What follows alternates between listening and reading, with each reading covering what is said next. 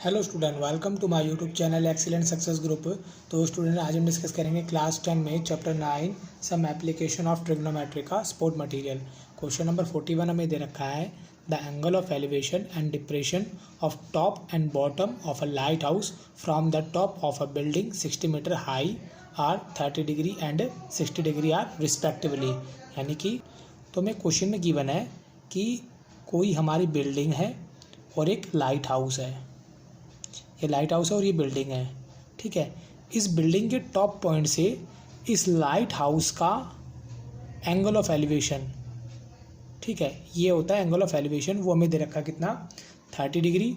And इसी light house का bottom जो कि ये होगा, इसका इस बिल्डिंग के साथ एंगल ऑफ डिप्रेशन जो है वो हमें क्वेश्चन में गिवन है कि ये 60 डिग्री है।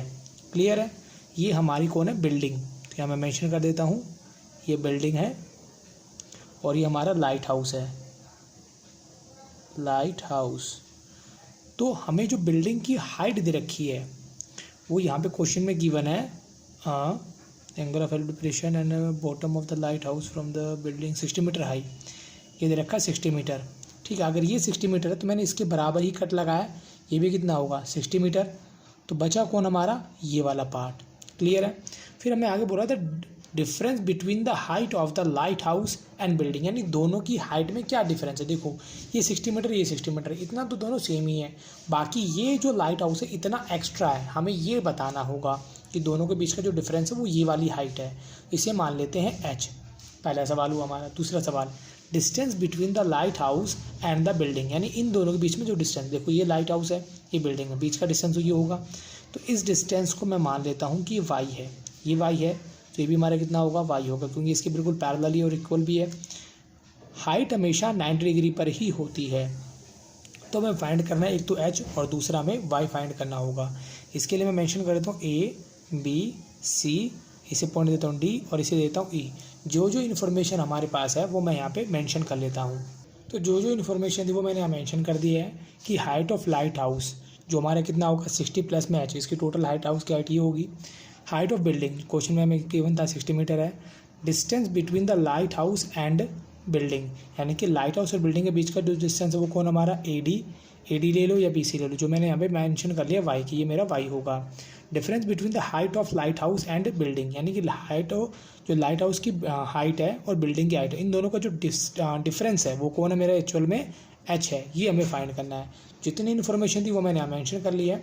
अब हम सॉल्व करेंगे। देखो हमारे पास ट्रायंगल कौन कौन से सॉल्व करने हमें। तो ये एंगल 60 डिग्री का है। अगर मैं इसका ऑल्टरनेट एंगल बनाऊँ तो ये बनेगा मेरा 60 डिग्री का। तो हम एक तो इस वाले ट्रायंगल को सॉल्व करेंगे। वैसे सॉल्व तो इसको करना था, बट मैंने इसको थोड़ा उल्टा दिखाई देगा। इसको सॉल्व करने के बजाय हम इस वाले ट्रायंगल को सॉल्व कर लेंगे तो ज़्यादा आसानी होगी। एक इसे सॉल्व करेंगे और एक इसे सॉल्व करेंगे। आप चाहो दोनों में से किसी को भी पहले सॉल्व कर सकते हो। तो मैं यहाँ पर पहले इस वाले ट्रायंगल को सॉल्व करता हूँ।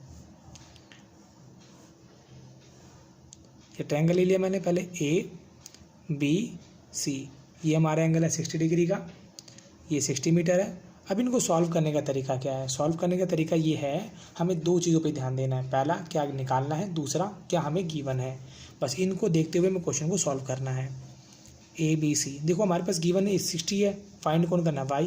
तो मैंने इन्हीं दोनों को लिया, यानी कि AB अपॉन BC। तो ये हमारा परपेंडिकुलर, ये हमारा बेस। परपेंडिकुलर अपॉन बेस होता है tan थीटा। थीटा कौन, जो भी यहाँ पे एंगल मेंशन होता है वो हमारा थीटा होता है। AB 60 है, BC y है। अब tan 60 के लिए यूज़ करेंगे हम ट्रिग्नोमेट्री टेबल का।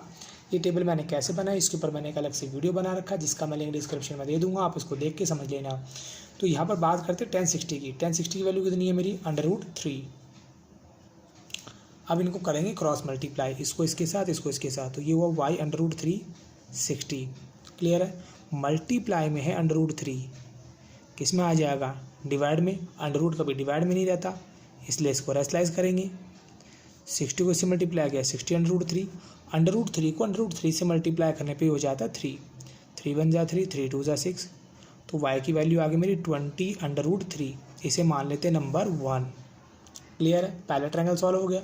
अब दूसरा ट्रायंगल मेरा ये वाला है। देखो ये दोनों तो बिल्कुल सेम है, तो इनमें से दोनों में से मैंने एक को सॉल्व कर दिया, दूसरे को जरूरत नहीं है। फिर बचा मेरा ये वाला ट्रायंगल। इसे सॉल्व करेंगे। यानी हमें एक तो ये फाइंड करना था कि इनके बीच का डिफरेंस कितना है, तो y माना था, y कितना आ गया 20 × 3 मीटर, यानी इन दोनों के बीच का जो डिस्टेंस है वो 20 × 3 मीटर है।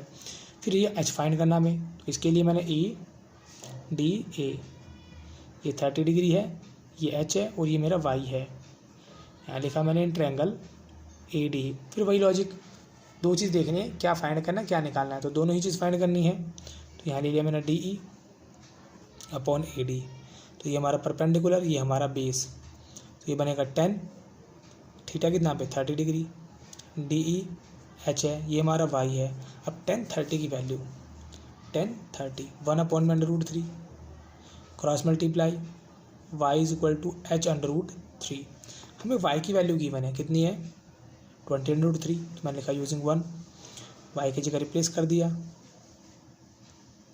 ये मल्टीप्लाई में डिवाइड में आ जाएगा, कैंसिल हो जाएगा, तो h = कितना आ गया 20। यानी कि दोनों की जो हाइट का डिफरेंस था, डिफरेंस ऑफ देयर हाइट, उनकी हाइट का डिफरेंस जो मैंने h माना था वो तो है 20 मीटर, और इनके बीच का जो डिस्टेंस है, उसका बीच का जो डिस्टेंस वो कितना मेरा 20/√3 मीटर, डिस्टेंस बिटवीन दैम, उनके बीच का डिस्टेंस हो जाएगा 20/√3 मीटर। और इसी के साथ मेरा क्वेश्चन नंबर 41 यहाँ पे कंप्लीट होता है। उम्मीद करता हूँ स्टूडेंट आपको क्वेश्चन समझ में आ गया होगा। अगर आपको वीडियो अच्छा लगा हो तो वीडियो को लाइक करें, शेयर करें, कमेंट करें और इस चैनल को जरूर सब्सक्राइब कर लें। मिलते अगली वीडियो में। Okay, bye bye, thank you.